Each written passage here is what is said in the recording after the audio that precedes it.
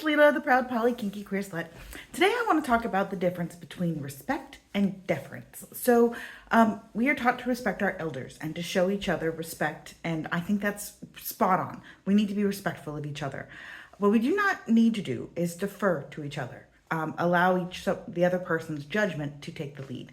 So I have talked about how I want a Thanksgiving table revolution. I want us to be able to talk to our family. I want us to hold space with people who may disagree with us violently, but who care about us as humans and as individuals.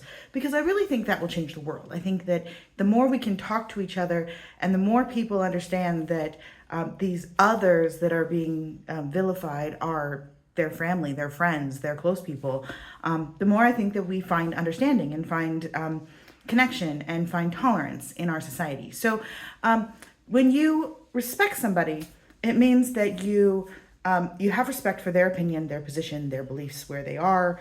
And you're not trying to change them. You're not trying to make them something they're not. You're allowing them to be who they are and you be who you are. Deference is when you say, okay, well, because you think that way, I'll just do what you say.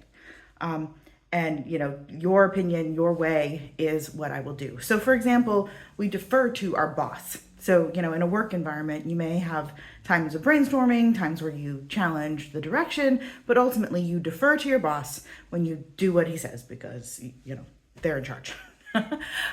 But we don't need to defer to people in order to respect them and in order to be respected. So I'm a big proponent of hold your space, have your space, be who you are. You know, don't necessarily rub in people's faces. I mean, I don't walk around at family dinners being like, oh, by the way, let me tell you about my sex life. No, nothing like that. But holding your space so that when the conversation is about something that is something where you disagree, instead of just sitting there silently or instead of saying, yeah, okay, or allowing people to believe that you tacitly agree, just respectfully saying, you know what, my opinion is different. I feel, you know, that the immigration rates are not okay. Or I feel that it's absolutely okay to be gay because I am gay and I feel that in my heart. And here's a little bit, and if they ask questions, tell a little bit about your experience.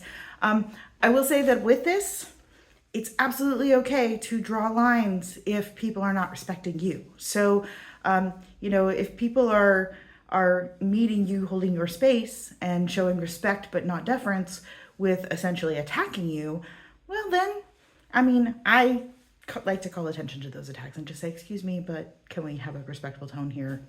Sometimes that fixes it. But I get that that's hard. A lot of times, that other person just says, oh, okay, and accepts and moves on. So your situations are different, I know, but I'd like to encourage a little bravery and also a little bit of self-worth and a little sense of pride in your beliefs, your position, and what you think and feel.